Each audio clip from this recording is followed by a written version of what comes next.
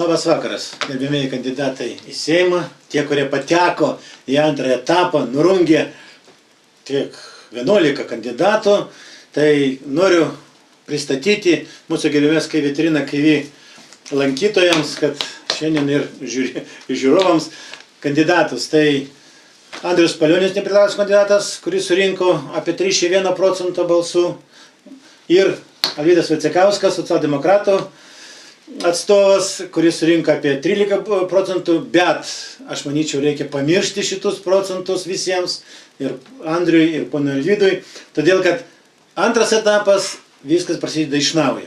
Tai vat ir mes norim, kad vat iš naujo abu mūsų abu kandidatai iš naujo, kaip sakyti, pabendrausim su jais, jie išsakys galbūt dar papildomų savo kokių tai motyvų, kodėl jie turi laimėti, kodėl neturi laimėti. Mūsų portalo naudotojai taip pat atsiuntė ne vieną klausimėlį. Pasakysiu tiesiai, galbūt kai kurie klausimai bus tokie, trupučiuką jums gal neparankus, bet aš manyčiau, kad mes sugebėsime atsakyti į tos klausimus viską kitką. O dabar mano pirmas klausimas būtų toks, pradėsim nuo žmogaus, kuris daugiau balsų gavo. Ir tos pats klausimas bus jums, pone Alvydai. Ar jūs patenkinti pirmo turo rezultatais? Visų pirma, labas vakaras. Kaip aš galiu būti nepatenkintas? Žinoma, kad patenkintas ir dėkingas rinkėjams, kurie manim pasitikėjo. Ir viskas? Kaip ir balsavo už mane. Supratau. Pone Alvydai, o jūsų turbūt jau nebusit toks labai patenkintas. Aš pasakysiu pats. Gerai. Labas vakaras, mėly Prienų krašto ir Birštono krašto žmonės. Iš ties aš visiems norėjau padėkoti, nes neturėjau tokios progos padėkoti, kurie balsavo mane, kurie pasirinko mane. Ta proga noriu pakviesti, kad ir sekmadienį ateitų, nes kažkaip visi lyg primiršo, kad čia dar tikrai sekmadienį laukia antras turas, kuris labai svarbus. Na, o aš, aišku, tikėjausi geresnių rezultatų, bet reikia pasidžiaugti ir tai, kad tikrai laimėjau prieš tokius politikos grantus, kaip partijos Tvarka ir Teisingumo pirmojo pirmininko pavaduotoją ir kitus, tikrai gana patyrusius politikus, tai tikrai didelis dėkui rinkėjam mano krašto, kur aš gyvenu, Pakuonio, Purvininkų krašto, kurie eilinį kartą pasirinko, kurie pažįsta mane, žino mane, pasirinko mane. Pasakykit, iš tiesų, po pirmos laidos aš išgirdau, kad iš tiesų jūs abu kaip tos pačios linijos galbūt šalininkai. Abu socialdemokratų, tokios, nepasakysiu, kad partijos nariai vienų, bet ir... Galit pasakyti, kad partijos nariai? Tai, jūs tai tiksliai, socialdemokratų partijos narys, bet Andrius visai, kad jis yra tos, kad jis jums krypties, kaip socialdemokratų. Kairiosios, taip. Gal jau partijos narys? Ne, negaliu. Toks klausimas bus, mes paklausim. Negali būti daug partiečių pagal socialdemokratą. Antram turė gali. Supratau. Jūs, mes vėliausiai aiškinsim, kas kokioj partijai priklauso, kai viską kita. Pasakykit, kokios naujovės jūs paruošėt, skaitysim, rinkėjams, galim pasakyti taip, kaip vyksta dabar pasirašymas antram turui. Tai, ponia Alvydai, jūs dabar pirmas atsakykit, paskui Andriu, kas naujo jūsų skaitysim, reklaminiai kompanijai? Šiaip tai kažkokių naujų taktinių naujovių nėra. Tuos darbus, kuriuos reikėjo, padariau. Tiesiog informaciją rinkėjams pasiunčiau, kad priminčiau apie save, pristačiau savo kai kuriuos padarytus darbus ir save kaip politiką. Tai manau, rinkėjams buvo pakankamai laiko apsispręsti, žinoti.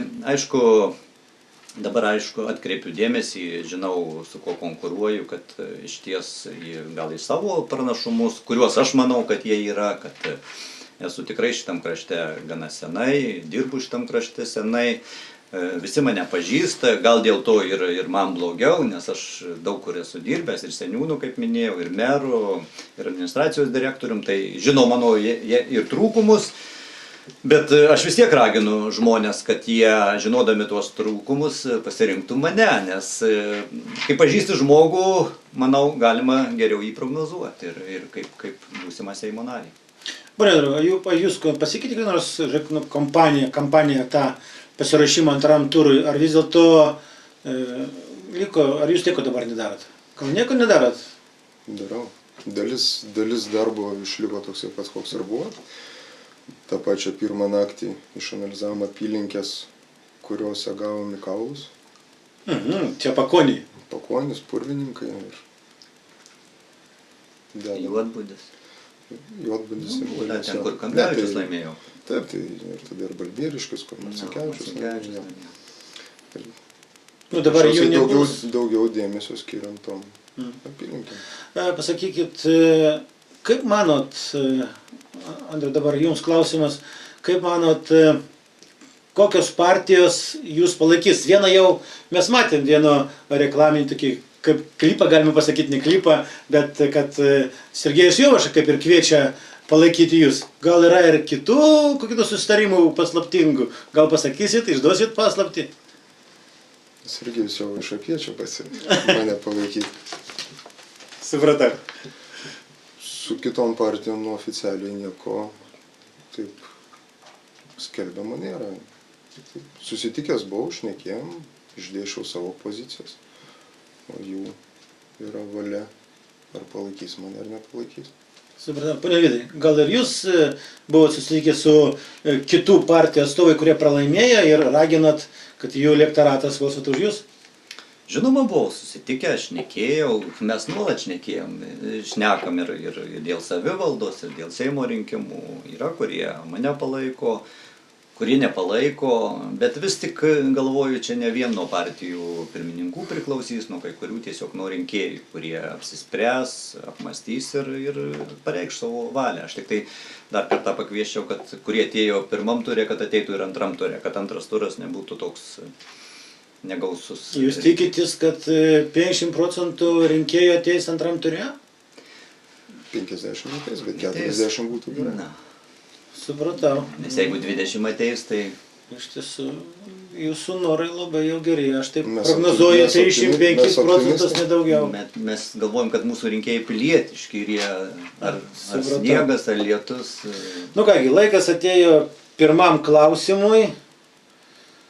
Pirmam klausimui dabar taip, abiems. Čia turbūt būtų čia mano klausimas paruoštas, arba mano, skaitysim, komandas. Būtų toks. Ir jūsų, mes skaitėm programą, ten skaitysim, kiek jūs sakėte, ir Andrius, ir Vydas.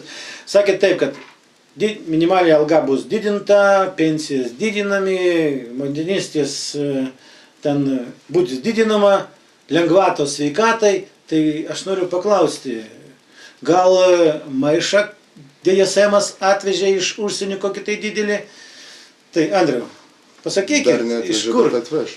Aišku, sudėjot iš abiejų programų, ne viskas buvo pas mane ką paminėti. Nu, jūs atsakykit pagal savo, prašau, tai aš jau čia, tai kad... Jo, bet realiai tai pirmas iš momentų, kas yra valstybėje, ne, tai kad mes pasiektumėm ir gautumėm tą rezultatą, kas yra parašyta programą, ir pensijų kėlimas, ir motinystės, tai visų pirma turi būti valstybė investuoti lėšas į naujų darbo vietų kūrimą.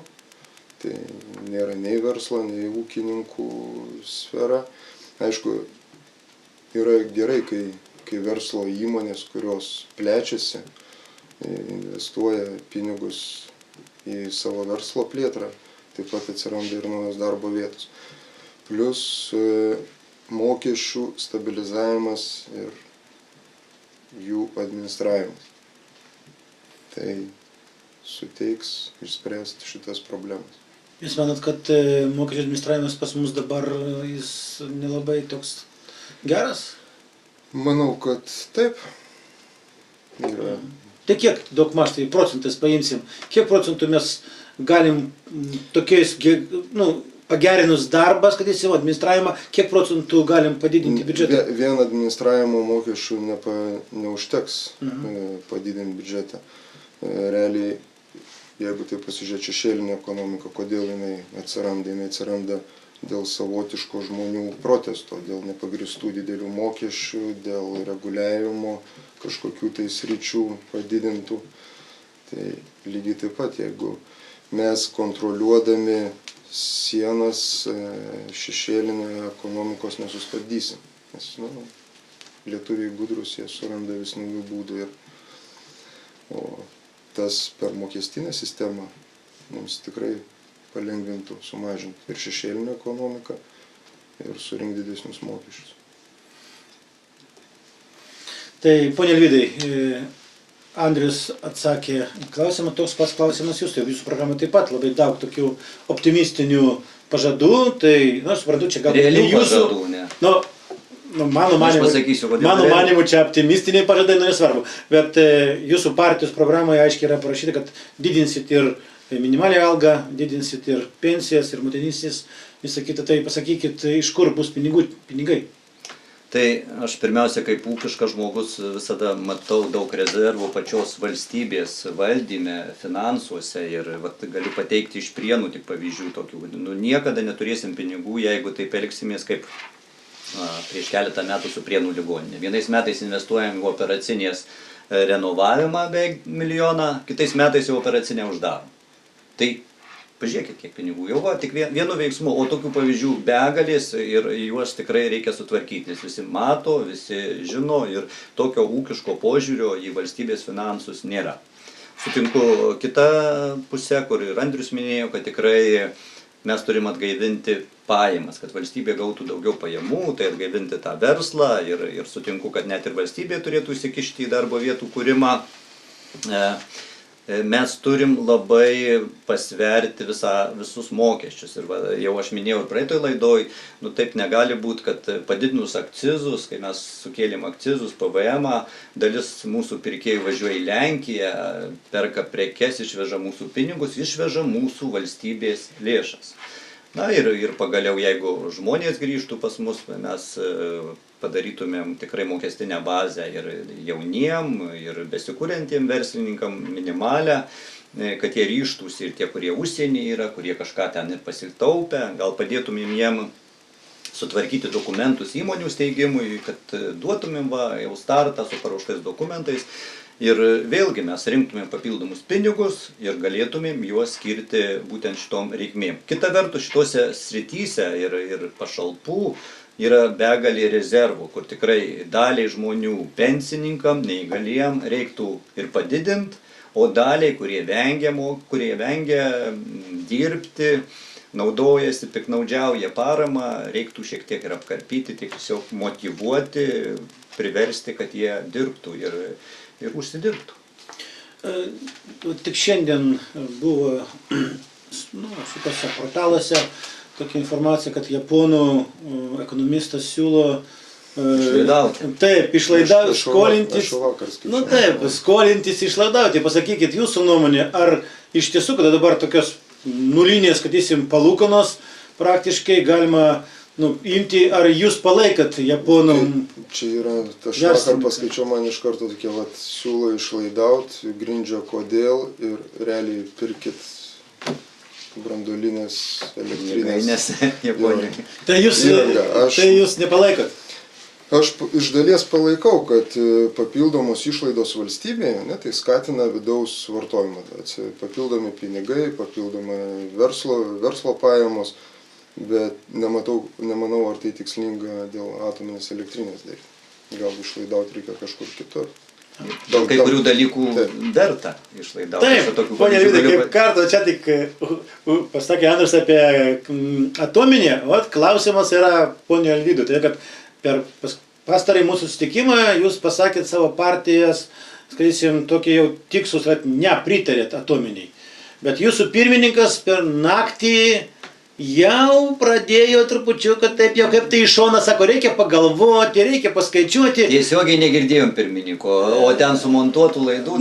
Tada aš jūsų paklausiu, jūs daugiau žinot iš vidinės partijos struktūros, tai kasgi atsitiko per tą naktį, kad dabar jau kalbam apie tai, kad galbūt atominė, socialdemokratai kalba, aš kalbu ne jūs asmeniškai, bet kalbu išgirsim dabar kaip jūs, kad socialdemokratai jau kaip tai ir už atominę. Tai taip yra ar ne taip yra? Tai pasakysiu, rinkimų naktį, kai jau paaiškėjo, kiek kuri partija maždaug gavo mandatų ir mato partijos pirmininkas, kad iš tikrųjų ne jis vienas vadovaus valstybei, bet bus koalicija su kuria reikės tartis ir jų pozicijas derinti. Tai jeigu tu čia užsispirsi, kai važys, aš darysiu taip, kitas taip, tai nieko nebus. Ir aš ir prieš tai minėjau, kokia bus koalicija, kaip pavyks rinkimai. Nuo to priklausys, ar pavyks realizuoti savo sumanimus 100%, ar reikės derintis ir kažkokias tai tarpinės priemonės. Tai, kaip aš suprantu, atominė čia bus kaip socialdemokratų spaudimas savo partneriams? Ne, čia jau dabar atominė žmonės pasakė savo valią, dabar palaukim, tegul suformuoja vyriausybę ir tuomet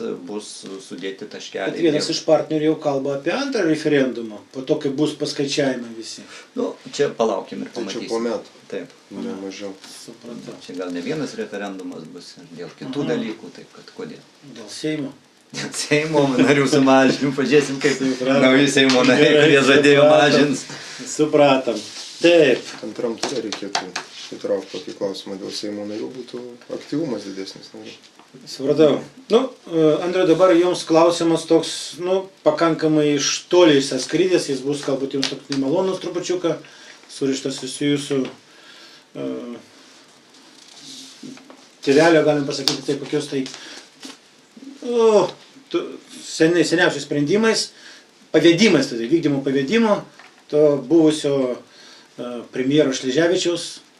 Ir čia toks uždavė klausimą, kad ar jūs, tada, kada jūsų tėvelis amžinatilis paėmė pono Šleževičių indėlį, tai jūs tuo metu dirbot banke. Pasakykit, jūs tam turėjot labai didelis įtakos, skaitysim, tam sprendimui atiduot, neatiduot, ir kokios pareigos jūs dirbot? A tai čia rašoma, kad jūs supainiojot gal viešus į privačius interesus? Aš laibė dirbau Lietuvos akciniam inovaciniam banke, nes indėlis buvo paimtas iš tenai. Dirbau informacinių technologijų centre, bet tai noriu atsakyti tiesiai šviesiai tą klausimą. Tėtis buvo gavęs iš gerbiamo Adolfo Šleževičiaus įgaliojimą paimtą indėlį. Buvo prokuratūros tyrimas, jeigu būčiau iš tenai kažkuo tai prisidėjęs, tikrai būčiau nuskambėjęs ir per visą Lietuvą, kad sūnus padėjo. Plius, prie viso to, kad aš ir dirbau, tuo metu mano mamos įmonės sąskaita buvo Lietuvos akciniam inovaciniam banke. Jinai iš tenai pinigų nepasiėmė. Aš irgi tą patį rytą atėjęs į darbą, pamačiau būrius žmonių ir prie durų, kai įeina, kai darbuotojai, per garsiakalbius pasakė, eik per kairinę sudartį. Ir viskas per dvigubas duris tik leidinė ar ten prasaugytas. Buvo kaip iš giedro dangaus. Supratau. Nu, atsiprašau, taip, bet uždavė portalo lankytojai, uždavė klausimą tokį. Taip, jūsų, ne. Viena, nežinau, čia skaitytoja, galbūt klausimų, kad galbūt skaitytoja, galbūt lankytoja arba lankytojas uždavė klausimą. Jums, ponia Alvydai.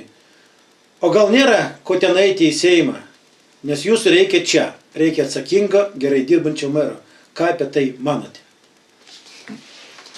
Na, čia dabar aišku kalba ne apie savivaldą. Taip, bet čia klausimas, kad nereikia eiti į Seimą. Nu tai, jūs norite žmonės čia. Aš sakiau, dėl ko į Seimą, pavyzdžiui, vienas sprendimas, kuris, manau, ir rinkėjus erzina ir man nelabai patinka, tai mes čia visi politikai jau šneka turbūt 14 metų apie tiesioginius mero rinkimus.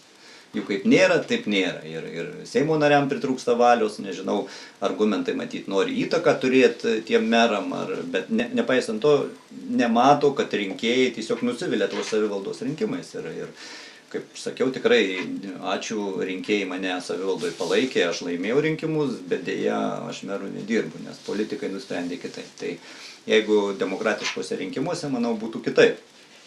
O dabar tai aš tikrai savivaldoje ir visuomet aktyviai dalyvauju ir dalyvausiu, nes aš esu šitos bendruomenės narys ir man labai svarbu, kokie sprendimai priimti, kokia linkme vystosi mūsų rajonas ir investicijos. Taip, kad tikrai aš čia būsiu, ar pasiseks, ar nepasiseks, netrukus ir pamatysim.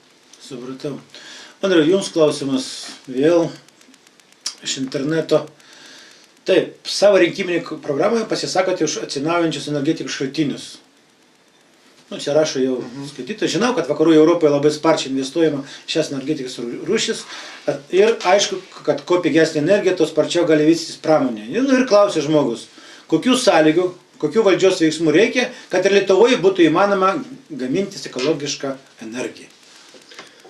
Realiai Lietuvoje įmanoma gamintis ekologišką energiją ir dabar. Tik trūksta vienos grandies, kur ją dėti. Nes pagal dabartinius įstatymus pasistatęs, kad ir tą pačią, aš nekalbu apie tos vėjo jėgainių parkus, jau kur dideli stambus projektai. Kad ir pasistatęs tą pačią vėjo jėgainę, negali jos jungti į tinklą, turi kaupti tą energiją pas save. Tai ir išbrangina žmonėms ir įmonėms pačią projekto sumą ir atsiperkamumo laikas labai smarkiai ilgėja. Realiai 3 kartus pailgėja. Supratau. Valstybės politikos reikia. Taip. Palaikymo. Tęsiam pokalbį. Ir dabar, ponė Alvydui, dar vienas klausimas iš atsiųsto interneto. Kodėl tai jūsų klausimai, kuriuos jūs tik, kodėl tai jūs daugiau, jūs vis nori žmonės palikti šitą... Kaime. Ne, čia, vietoj. Ir tokį klausimas, nu, kaip jūs sakysit, čia liečia socialdemokratų, galbūt valdymų ir taryboje, kad turit jūs, nu, poziciją dirbat. Ar nemanote, kad savivaldoje socialdemokratai užleidžia pozicijas tvarkai ir teisingumui? Tam pritarčiau, iš tikrųjų, pastaruoju metu mūsų pozicijos susilpnėja, kaip tikrai aš dažnai taryboje tą išreiškiu ir nepasitenkinimą, nes tikrai ta partija, kuri laimėjo rinkimus, kur aiškiai persvara laimėjo rinkimus, turėtų turėti didesnę įtaką savivaldoje priimant sprendimus, nes pastaruoju metu tikrai trūksta savivaldoj, manyčiau, ryšio tarp politikų ir administracijos, darbų pasiskirstimo ir ryžtingesnės pozicijos. Aš manau, net ir mes pakalbam ir su meru ir iš tikrųjų galvojam, kad ir mero pozicija turėtų būti ryžtingesnė daugeliu klausimų. Tai tikrai manau, kad socialdemokratai dėl to nenuleis rankų ir nemano užleisti pozicijų kitom partijom, kurios kartais užkulisiuose veikia ir veikia. Jeigu veiktų mūsų žmonių naudai, tai suprantu, bet dažnai ta savivalda tampa tik tai kėdžių pasistumdymų, kova dėl kėdžių, o ne darbo mūsų rinkėjams. Tai va šitas didžiausias minusas, kuris tikrai atsiliepia mūsų. Pane Vydai, bet čia, aš suprantu, yra trupučiuką socialdemokratų partijos kokia silpnybė. Ne, kaip silpnybė. Socialdemokratai į tarybą išrinkti 6, dabar dar naujoji sąjunga prisijungė 2-8, tai kaip suprantate, jų vienų pastangų neužtenka ir reikia formuoti daugumą su koalicija, reikia ieškoti partnerių ir su jais, manau, reikia lygiavertės dėrybas vesti, bet negalim nusileisti, kad dominuotų kiti, iniciatyvas perimtų, tai tikrai mūsų partijos atsakomybė ir tą turim išlaikyti. Supratau. Taip, dar vienas klausimas, čia, kad nebūtų vienas apie tą patį, taip vėliau. Pone Andriau, atsakykit, štai jums atėjo laikas pasakyti, kasgi jūs, raudonas, žalias ar mėlynas. Nesate jokios partijos narys, jei patieksite į Seimą, kokiai partijai ar frakcijai atstovausite. Praeitoj laidoje jau buvau užsiminęs, kad... Apie kairę, tai kairė gali būti darbo partija. Stengsiuos papult pas socialdemokratus. Į frakciją, ar į partiją? Ir į partiją, ir į frakciją, jeigu jie mane priims. Ar priims, tai supratau. Gerai, ar priims.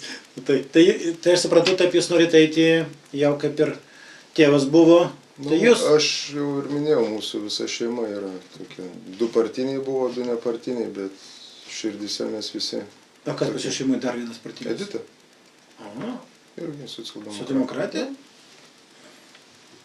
Jei socialdemokratai nepapuls į valdančią koaliciją, man tai nekeičia sprendimų. Kitos partijos nariu aš jau seniai galėjau būti. aš esu toks, koks esu ir būsiu kairys. Jūs galit vienas kitam uždavinti klausimus, kada mes kalbam. Čia pas mus šiandien laisvas toks stilius, tai jeigu kas nors reikia patikslinti arba ką, prašom. Taip, pokalbį, taip, nu, nereikia, kaip mes nebusim kaip figūros tas vaškinės, tik stovi ir žiūri į priekį. Taip, nu, aš tada čia abiems kandidatams klausimą, mes pirmoj laidoj, prieš pirmą turą apie tai trupučiu kalbėjom, bet kaip ir klausimas apie tą patį, bet trupučiu kitaip bus suformuotas. Tai pono Andriui toks klausimas, kaip jūs galvojate apie mokinio krepšelį, mokyklų uždarimus ir finansavimą švietimui kaimo vietovėse? 3 minučių gali ir neužtenka. Manau, Tai jūs taip, trumpai ir aiškiai. Pagrindiniai, tai Taip. mokinio krepšelis kaimo mokyklose tikrai negali atitikti miesto mokyklų mokinio krepšelis, jis turi būti didesnis. Klasių komplektai irgi negali būti lyginami kaip ir miestų mokyklose, kad galima būtų komplektuoti ir su mažesniu kiekiu vaikų. Pagrindiniai tokie atsakymai. Nu, matot, čia minutės.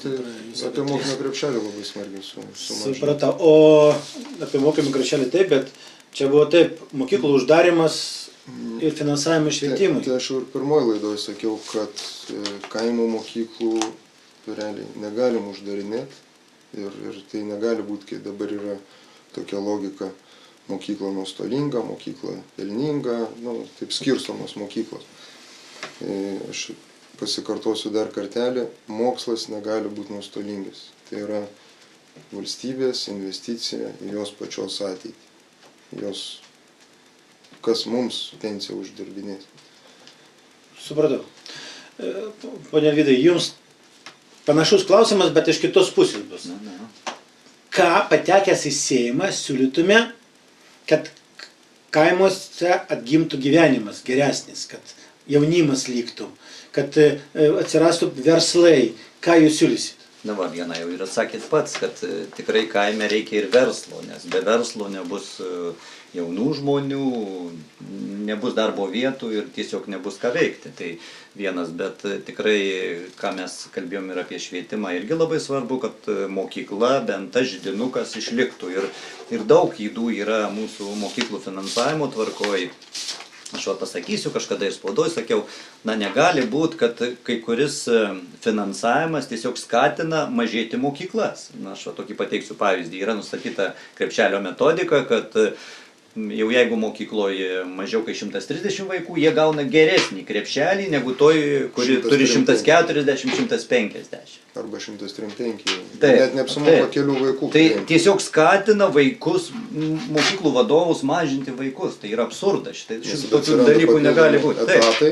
Nu, yra lentelė, kur ten iki 130 vaikų ir 100, tai taip toliau. Tai va tokių absurdų negali būti. Aš toliau galvoju, kad tikrai be reikalo darželių, lopšelių krepšelį įvedė ir kur ten tikrai didieji miestai išgyveno iš privačių darželių, dabar ir jie gauna finansavimą. Manau, kad tikrai ir Vilnius, ir Kaunas, tie miestai, kurie gauna, kurių žmonės turi daugiau darbų, didesnės pajamas, pažiūrėkim per į atlyginimų vidurkius, tai jau jeigu jie apsisprendė vesti privatų darželį, apsisprendė mokėti tą 1000 litų, tai ir susimokės. O kaime tikrai reikia papildomo finansavimo, reikia išskirtinio finansavimo ir negalima prilyginti. Ir negali būti tokia politika, kad mes vaikus na, dabartinė ta liberali politika, kad vos pigiausia, tai mokyti vienoj mokykloje, tokioj kaip arenoj kokioj, kur suvaryti 1000 vaikų, tai aišku pigiausia, bet ar tai geriausia, tai nieks neskaičiavo.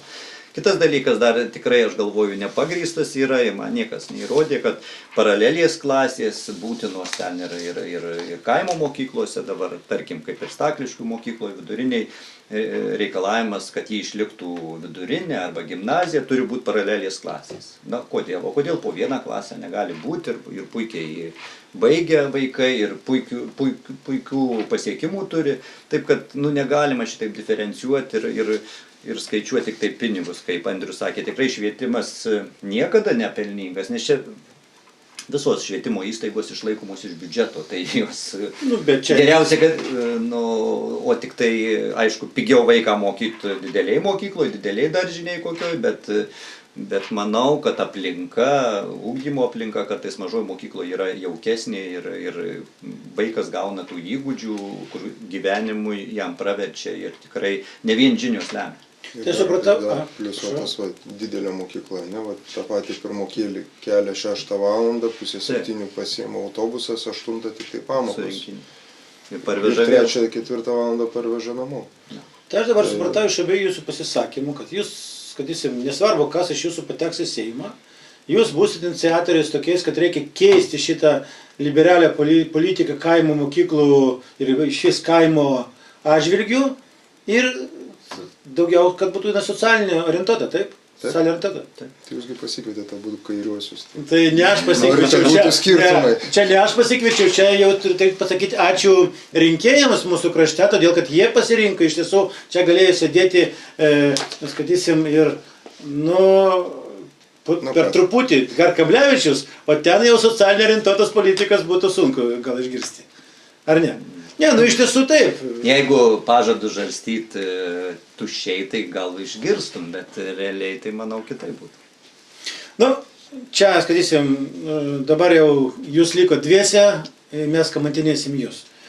Tai dabar klausimas bendras ir nebalsuosim, kas pirmas atsakys, kas čia dabar Alvydas atsakinėja, dabar Andrius tik papildė, dabar jį tada ir kamantinėsim. Kokią nuomonę apie progresinius mokesčius, apie nekilnojamo turto mokestį ir visų automobilių apmokestinimą? Gal nuo automobilių pradėsiu. Daug turit? Ką? Ne. Aš ne dėl to, bet pats kaip verslo atstovas. Dėl automobilių apmokestinimo. Vienas daiktas mes mokam, pirkdami kurą, ten kelių mokesčių susimokam. O jeigu valstybė norėtų apmokestinti automobilius pačius, tai manyčiau, kad tas irgi jau iš dalies yra padaryta, nes juridiniams asmenims, įmonėms jau nuo 2003 ar 2004 metų yra panaikinta, kad negali atskaityti PVM, pirkdami automobilį, jeigu jis yra nekomerciniams tikslams naudojamas. Tai čia kaip didelis mokestis nuo automobilio 21%. Taip. Fiziniam asmenim, aš manau, kad automobilio apmokestinti tikrai nereikia. Nes dauguma mūsų autoparkas yra pasenęs. Surinksim, kaip ir buvo prabangos nekilnojamo turto mokestis, kas virš 1 milijono turi turtą, tai paskaičiavo, kad administravimas bus brangesnis jo, negu kad surinks mokesčių. Dabar buvo nekilnojamo turto mokestis ir dar progresinė. Taip, apie automobilius pakalbėjom, dabar prašau apie progresinius mokesčius, tai dabar jūs šalininkas, nešalininkas? Aš esu už progresinius mokesčius ir prieš gerus 3 metus buvo jau kaip ir gvildenama plačiau ta visa idėja. Tik kiek atsimenu tada procentaliai, jie labai baisiai atrodė. Ir taip, realiai žvelgiant į visą apmokestinamą mokesčių, tie žmonės, kurie gauna didelės algas, kad ir 20-30 tūkstančių litų, jie susimažins algas. Ir nepaslaptis, tokie žmonės dirba pelningose įmonėse. Yra kitų būdų išsimokėti atlyginimą. Galima paskirti antiemoms. Tai yra 20% pelno. Gali paskirti antiemoms išmokoms, tai yra valdybos nariams, stebėtojams ir apsimokestins tik tai 15%. Nei socialinio draudimo įmokų nemokės nuo tos sumos, nieko. Tai ką noriu pasakyti, kad dalis dings didelės algas gaunančių žmonių ir to pasiekoje valstybė tik praloš. Mano gal pirmas būtų siūlymas eiti link tų progresinių mokesčių, tai visi mes žinom, kad mūsų darbo užmokestį yra neapmokestinamas minimumas. Taip. Jį diferencijuoti.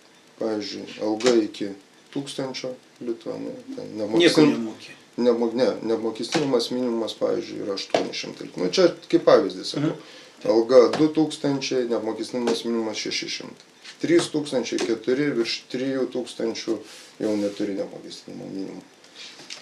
Ne, supratau. Jūs Ta tiesiog... prasme, pirmas žingsnis būtų toks, kad pratint prie skirtingų mokesčių, o paskui jau galima jau keisti procentinę dalį gyventojų pajamų mokesčio. Keisti. Supratau. Nu, tai mes paklausėm ponę Alvydą apie tos pačius dalykus, automobilius ir progresinį mokesčią, paskui grįšim prie nekilnojamo turto. Tai ponė Alvyda, kaip ten automobiliai? Jūs tai daug technikos turit? Tai Kaip ne ūkininkas. automobilių. Nu, tai.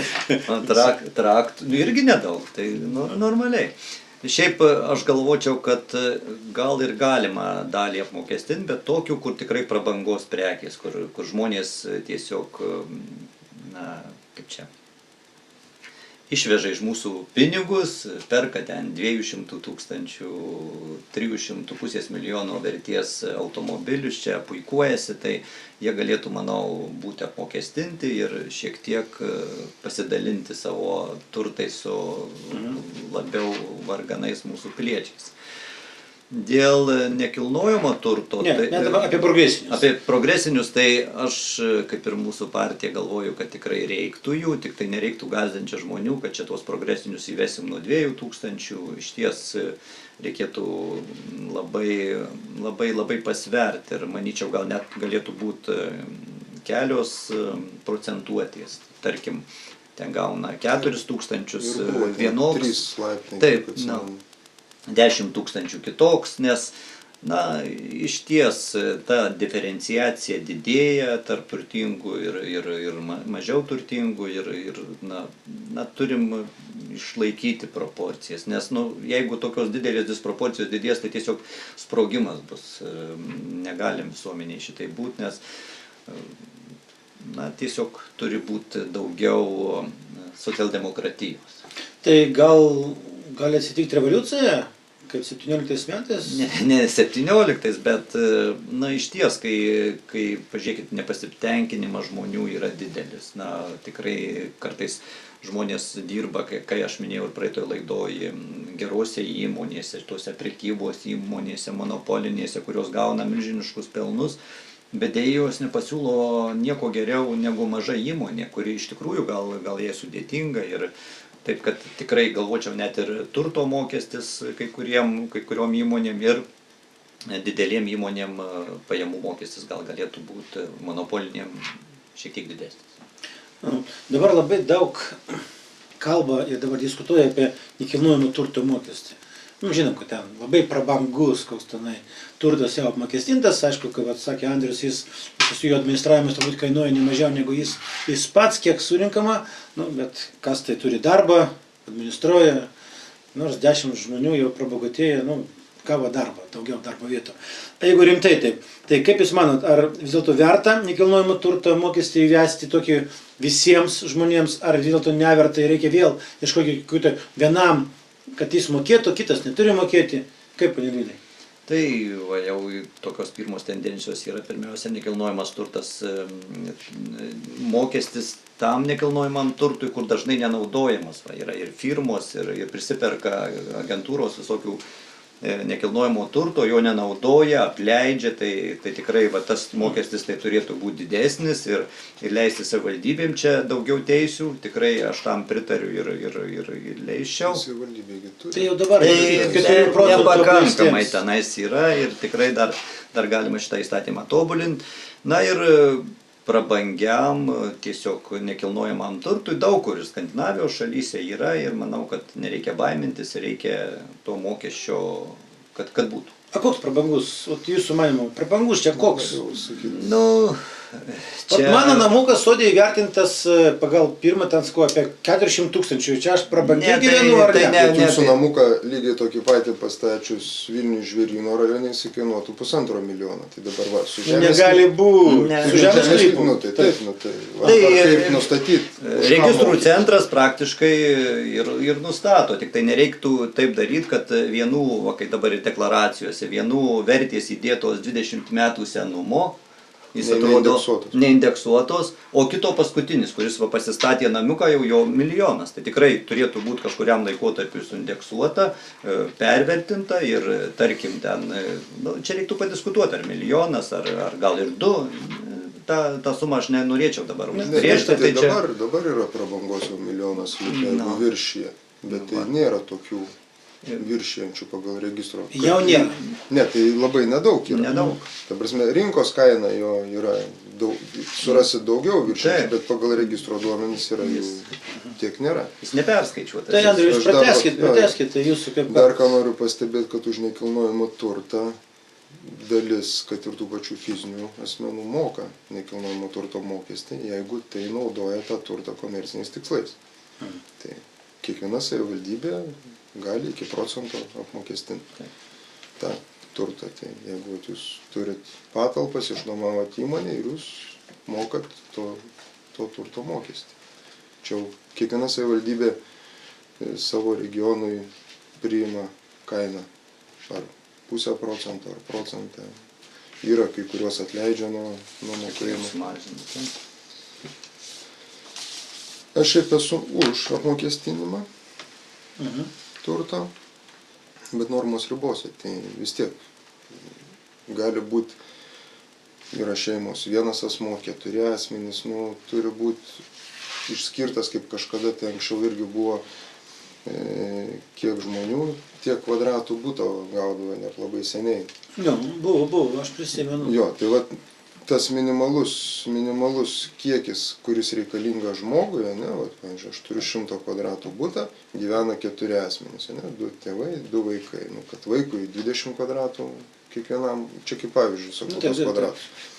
Kad jeigu tu neviršy, ta prasme, tavo plotas neviršė tau reikiamos, ir ar jisai kainuoja 500 000, ar jisai 1 milijoną, ar 2 milijonus, jisai neturėtų būti apmokestintas. O jeigu tu turi 5, 6, pavyzdžiui. Na, jūs turite minėti, kad viršplotis vienam būstui apmokestintas kaip ir viršplotis. O visi kiti namai, jeigu tu turi keletą namų, Prancūzijai... Prancūzijos neapmokestinti. Ten moka. Dzūkija, Aukštaitija, skatysim ir kurti, tai jau tos jau turi apmokestinti jau tvarkingai, kaip reikia. Supratau. Nu, dabar... Aišku, nemanau, kad tai turėtų būti procentas. Supratau. Čia turi būti metodika, sugalvota metodika tvarkinga. Taip. Praeitą laidą mes apie tai kalbėjom, bet žmonės rašo. Ir čia rašo su tokiu dalyku, kad ir atsigręžtant į mūsų kraštą. Šilumos ūkis. Bendrai, ką jūsų manimų reikia daryti, kad vis dėlto pas mus žmonės iš tiesų gyventų šiltai, kokybiškai ir nemokėtų pusę savo daugiau negu Prienuose yra tokių dalykų, kur moka netgi visą algą ir dar turi primokėti, iš kur tai paimti. Ir kaip kartą čia kalbam apie tai, kada bus, tiesiog nesiklausiu, kadagi bus jūsų manimų, čia daugiau turbūt pono Alvydui, kada bus pertvarkytas šilumos ūkis Prienuose, kad jūs labai daug apie tai žinot. Tai vėl gal šitą klausimą, o paskui apie bendrą ūkį. Tai pone Alvydai, kada bus pertvarkytas šilumos ūkis Prienuose? Kodėl jūs per savo 4 metus, kad jūs buvot mero ir nesugebėjot vis dėlto jį pertvarkyti? Čia taip jau... Pertvarkėm, šiek tiek pertvarkėm, bet aš priminsiu dar, 2000-aisiais parašyta sutartis, 15 metų vis tik sutartys įpareigoja mus elgtis pagal įstatymus ir dėja ne viską padarysi, o kai kuriuos sprendimus priėmėm. Ir aš manau gerai, kad priėmėm sprendimą, kad nepratęsti sutarties su E-energija. Jis tarybos yra priimtas ir jeigu jis būtų nepriimtas, Energija, manau, dar galėjo įsisukti čia su visokiais investiciniais projektais, kurie prašė, kad investuosim, bet mums tęskit laiką ir taip toliau. Tai manau, šitas sprendimas geras. Gera mūsų nuostata suformuota buvo tai, kad manom, kad šilumos ūkį turi administruoti savivaldybės įmonė. Tai tikrai tokiam kaip Prienuose, kur nėra konkurencijos, kito kelio nėra ir tikrai nereikia lipti ant kito grėblio.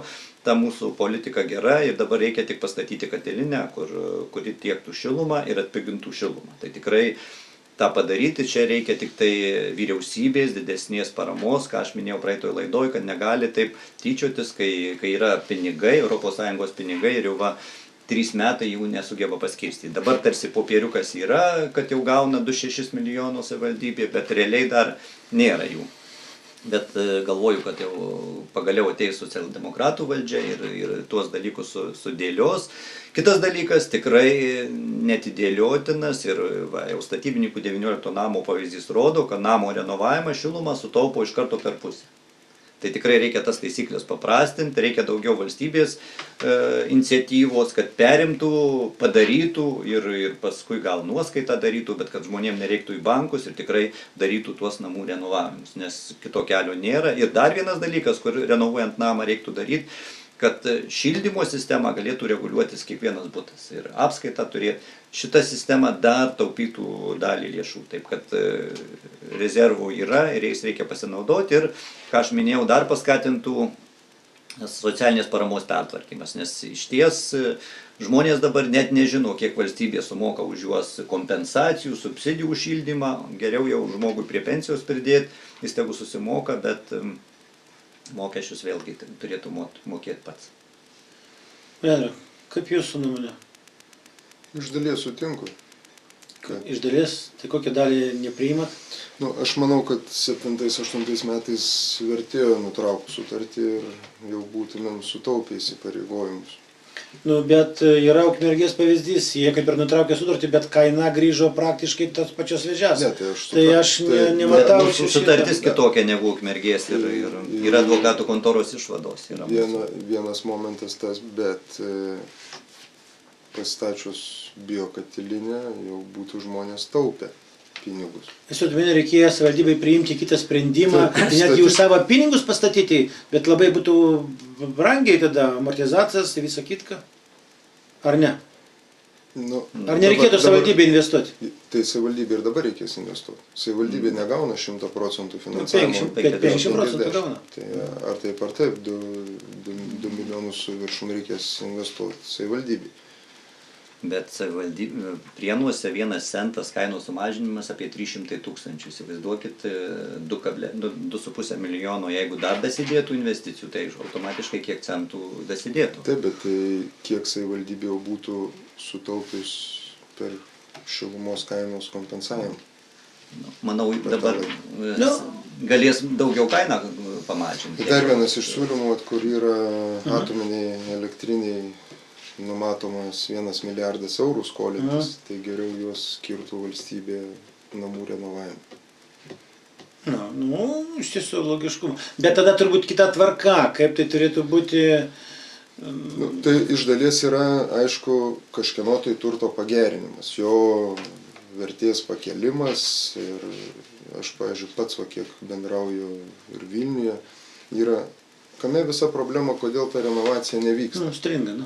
Jo, yra tokie kaip aš dirbantis, kurie moka pilną šildymo kainą, yra pensinio amžiaus, yra socialiai remtini, jie net nepasirašo ir jie nesutinka, kad būtų namas renovuotas ir šildymas atpigtų, nes jie gauna kompensaciją. Jie ir taip mažai moka už šildymą, nes jiems kompensuoja šildymą. O kam jiems įsipareigo dar imti bendrijai paskolą, kiekvieną mėnesį dar papildomai mokėti. Bet aš kaip žinau, tai siūlau, kad šitie socialiai remtiniai jiem kompensuotų praktiškai, bet vis tiek nesutinka. Žmogaus tiesiog sąmonė išlikę. Tai kokia išeitis, Pedro? Tai vat valstybė. Pati valstybė turi.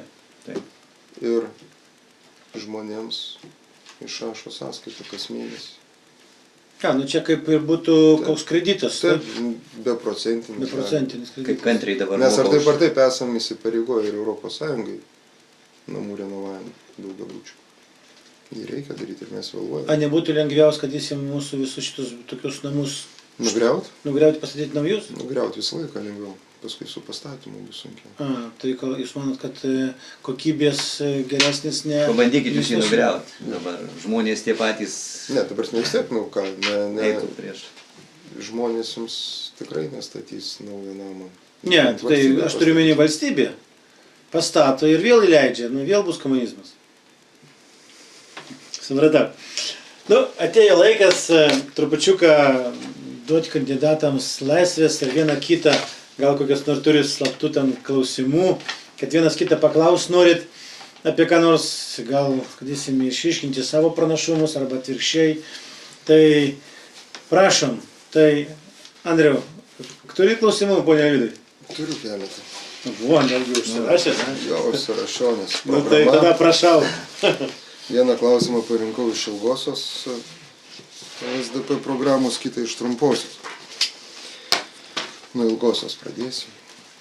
Ilgoje programoje yra sakoma, kad skatinsite gyventojų privačių santaupų investavimą į ekonomiką. Kokiais būdais tą atliksite? Tai iš tikrųjų galima būtų pasinaudoti tą galimybę, kadangi dabar bankų indėliai praktiškai, žmonių indėliai priartėjo prie nulio, žmonės praktiškai negauna jokių palūkanų, tai tą dalį lėšų tikrai galima sunkmetį būtų investuoti ir po kelių metų pamatytum, kad paprastai, kai atsigauna ekonomika, brangsta darbai, didėja savikainos ir dėl to išbrangsta. Ir tai toks pavyzdys, aš prisimenu, mes savivaldybėj tokį gerą darbą darėm Kauno gatvę. Nedaug buvo pinigų, bet skolinomės tuo metu 2004 metais, kada tikrai irgi buvo sunku, kada sunkmetis. Pasiskolinom, padarėm, bet ir turėjom objektą padarytą, sutvarkytą gatvę. Po kelių metų, kai atsigavo ekonomika, pradėjo savivaldybių biudžetai, tų darbų įkainiai išaugo vos ne dvigubą. Tai va čia toks pavyzdys yra, kad tikrai tokias lėšas galima būtų panaudoti ir namų renovavimui, ir kitiem, ir net infrastruktūros tvarkymui, kur tikrai būtina. Iš esmės tas dabar yra. Yra ir vyriausybės vertybiniai popieriai, tai lygiai tas pats investavimas į valstybę.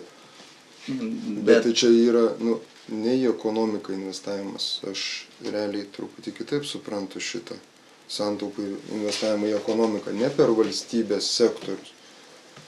Gali būti net ir per valstybės sektorių, nes postumio reikia investuoti savo lėšas į kažkokią tai sritį. Nes aš kaip minėjau, reikia net žmogui gal tokios pagalbos ir sutvarkyti jam detaliuosius planus, projektus, kad jis ryžtųsi, nereiktų to biurokratinių kelių eiti, kad jis investuotų tuos pinigus ir darytų.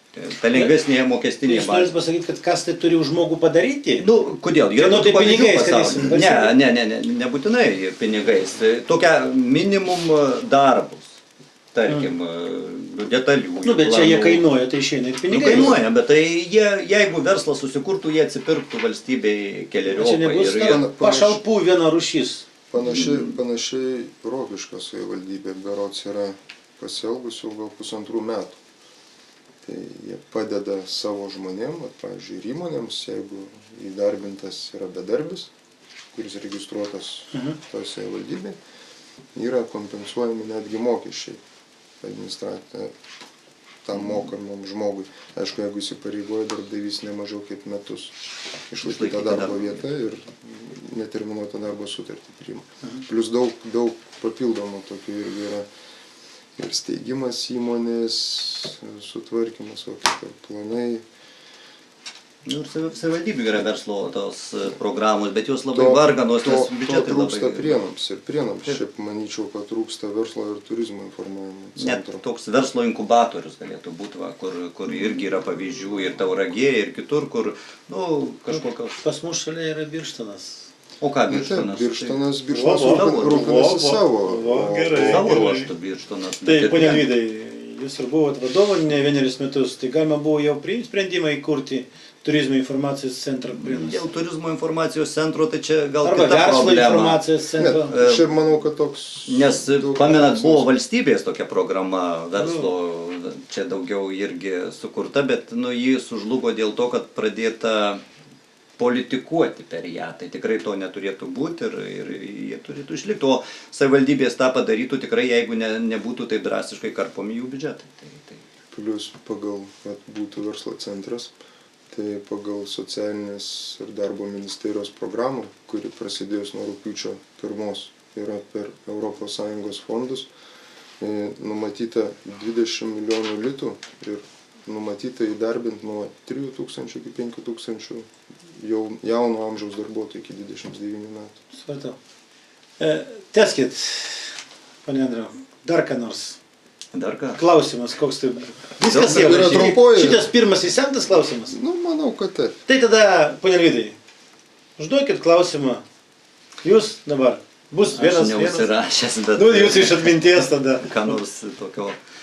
Noriu paklausti Andriaus, kokius, na, sakykime, 5 darbus pagrindinius darytų tapę Seimo nariu mūsų Prienų krašto rinkėjams. Kokie manot darbai svarbiausi ir kokius iš karto imtumėtės daryti? Pagrindiniai, jau vieną mes ir aptarėm, šilumos ūkis. Antras iš pagrindinių klausimų būtų švietimas, šiukšlės, vandentvarkos projektai ir kurie prasidės nuo 14 metų ir valymo įrenginiai, kai kuriuose seniūnijose yra baisi padėtis. O Prienuose kaip? Kaip jūs žiūrite šitą problemą? Dabar aš jau padėsiu, ponia Alvydai. Mes dabar Prienai naudojasi iš tiesų Birštono įrenginiais. Ar jūs už tai, kad Prienuose atsirastų savo valymo įrenginiai, ar vis dėlto reikia spausti savivaldybę, kad Birštono, kad jinai sąlygos padarytų geresnės?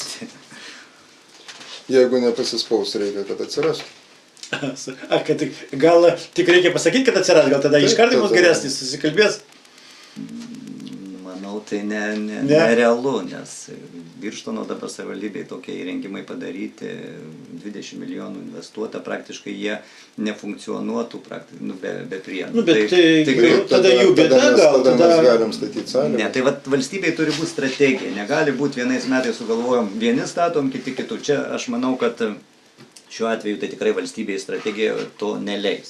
Aišku, prieš tai galvojant, gal tai ir buvo galima daryti ir Birštonui gal nereikėjo tų valymo įrengimų tenais kurortui, kad, na, nors dabar jau tų kvapų nėra beveik, bet vis tiek prie kurorto galėjo gal kai tik prie Prienų būtų daugiau arčiau. Tai aš suprantu, jūs dabar kaip ir prieš, kad Prienai įtrauktų 14-20 metų šitos... Dažnai spekuliuojama tuo. Tai aišku, yra minusas, bet minusas dėl to, kad dalis paviršinio vandens patenka į Birštono valymo įrengimus, o Birštonas ima kaip ir už išvalymą. Tarsi vandens nereikia valyti. Va čia reikėtų susitarti su Birštonu ir kaip ir pati savivaldybė, kurios turi kokį privalumą, kad atskirus valymus, jos tada neįskaičiuoja to vandens ir nepatiria išlaidų. Tai čia mes dirbom, susitarėm su Birštonu. Jo nesimato, jo neparodo per apskaitos prietaisus ir tiesiog žmonėm. O dabar, tai čia yra derybų objektas ir sėst Birštonui, Prienam, kaimynam, manau, visada galima sutarti ir tą padaryti.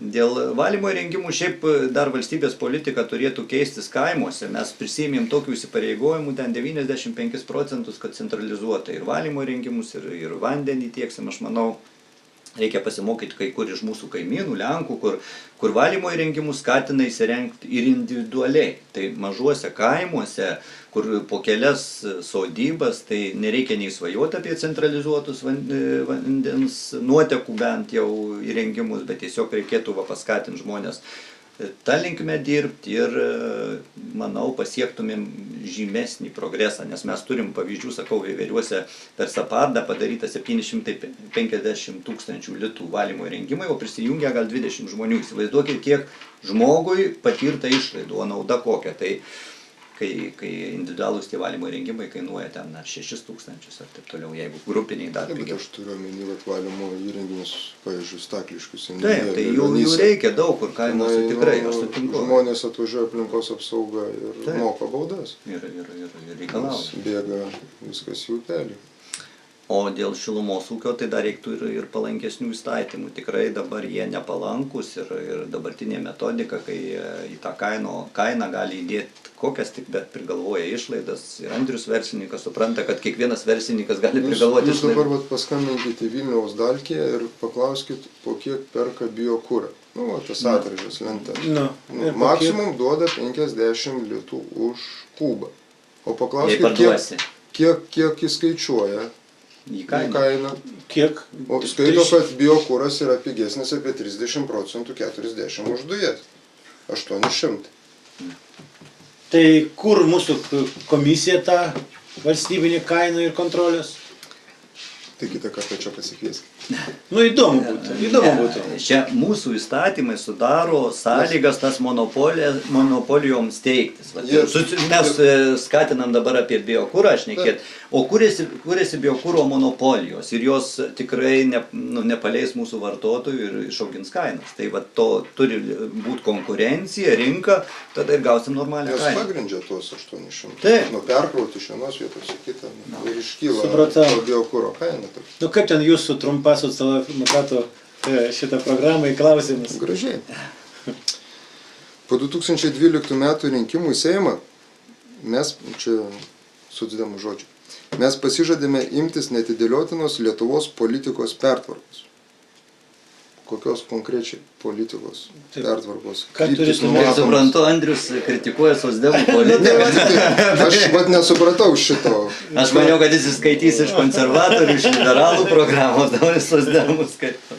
Ne, nu tai, Čia jūsų yra programa, tai aš ir... dabar ne jo, kol kas dar ne jo. Šiaip, aš savo programoje tai tikrai parašęs esu konkrečias nuostatas ir man tos beletristikos partijų programos iš ties nepatinka, nes yra daug nekonkrečių dalykų, kuriuos paskui sudėtinga spręsti, taip kad nesiimčiau čia, nebuvo šitos redakcinės komisijos narys ir tų kritikuotinų dalykų tikrai yra ir kaip visose turbūt partijų programuose yra šiek tiek populizmo, bet manau rinkėjai tikrai atsirenka ir iš programų nuostatų pasiima tas, kas svarbiausia. Taip kad aš ir dabar norėčiau palinkėti rinkėjams, kad tikrai gilintųsi, žiūrėtų į žmonės, kurie eina tuose dabar jau praktiškai vienmandatėse apygardose ir rinktųsi tuos, kuriuos gali prognozuoti, kurie kažką padarė gyvenime,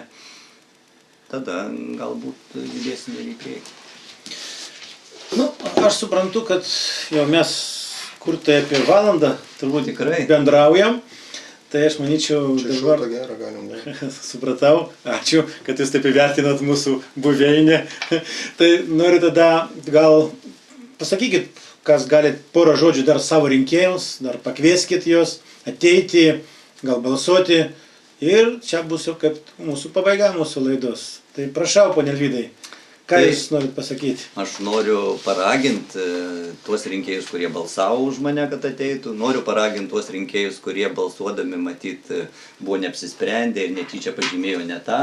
Tiesiog, kad turėdami dabar laiko pagalvotų, apsispręstų ir tikrai, manau, aš esu prognozuojamas žmogus, bendruomenės žmogus, bendraujantis žmogus ir padaryčiau viską, kaip sakiau, kad dirbčiau sąžiningai, padoriai ir daug, kad keistųsi mūsų krašto gyvenimas, kad kiekvienam žmogui būtų tikrai šiek tiek geriau, kad apie Seimo narį baigiantis kadencijai, ne tik Seimo baigiantis kadencijai atsilieptų kaip tikrai apie padorų dirbantį žmogų, o ne šaumeną ar kažkokį neatsakingą žmogų.